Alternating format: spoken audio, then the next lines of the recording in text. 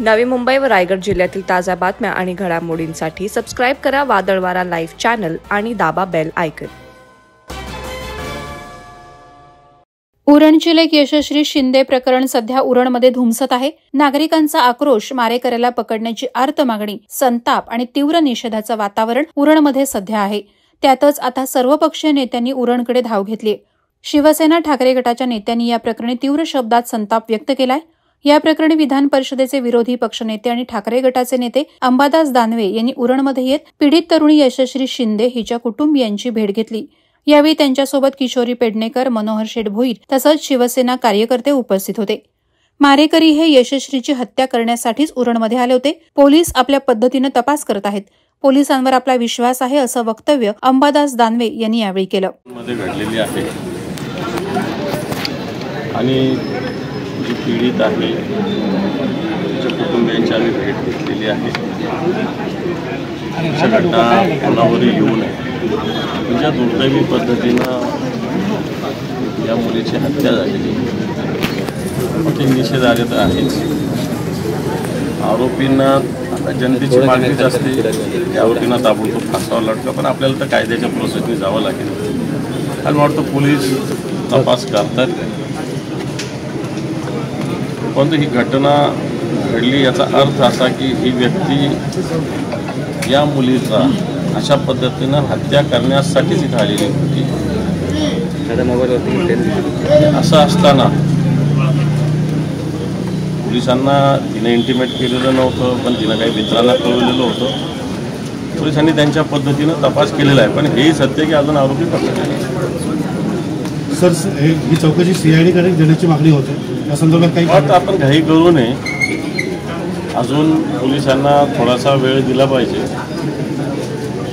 या थोड्या वेळात जर नाही झालं तर पुढचे विषय करतील, परंतु पोलीस मला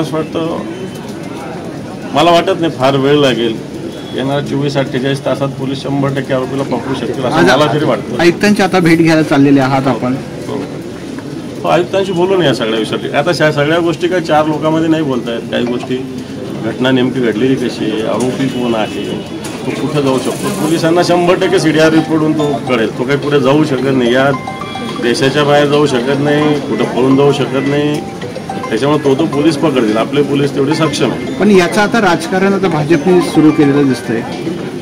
मला असं वाटतं मी या पीडितांच्या कुटुंबियांना भेटायला आलेलो आहे। बस मला कोणत्याही राजकीय इथं कोणत्याही प्रकारचा इंटरेस्ट नाही, मी त्याच्यावर राजकीय बोलायचं पण मला आवश्यकता वाटत नाही। पण जो अन्याय झालेला आहे त्या मुलीचा जो मारेकरी त्याला ताबडतोब पकडलं पाहिजे, हीच माझी मागणी आहे। बाकी भाजप काय करत असेल, अन्य पक्ष काय करत असेल याच्याशी मला काही देणं घेणं नाही। मला असं वाटत नाही याच्यात राजकारण आणावं, फक्त पीडितेला न्याय मिळावा ही माझी भूमिका। ओके,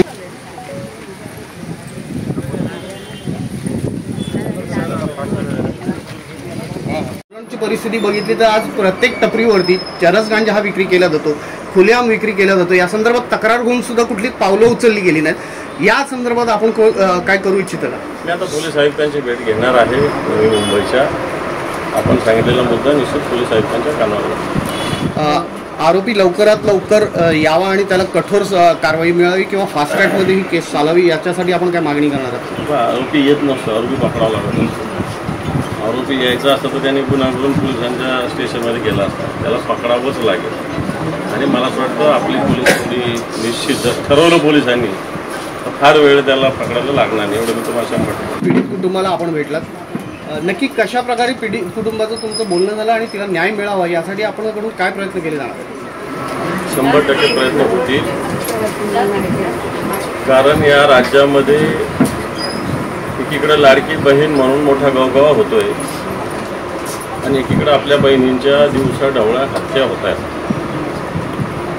सरकार या उघड्या डोळ्यांनी हत्यांकडे बघतंय। या परिस्थितीत आम्ही या ठिकाणी पीडितांची भेट घेतलेली आहे। ज्या पद्धतीनं घटना घडली, आरोपी फक्त हा गुन्हा करण्यासाठी जिथं आला होता हे स्पष्टपणे होत आहे। निश्चित पोलीस असतील, सरकार असतील, त्यांच्याकडे पाठपुरावा आरोपींना लवकर अटक व्हावं यासाठी आम्ही सगळे प्रयत्न करू। वादळवारा लाईव्हसाठी घनश्याम कडू, उरण। नवी मुंबई व रायगड जिल्ह्यातील ताज्या बातम्या आणि घडामोडींसाठी सबस्क्राइब करा वादळवारा लाईव्ह चॅनल आणि दाबा बेल आयकॉन।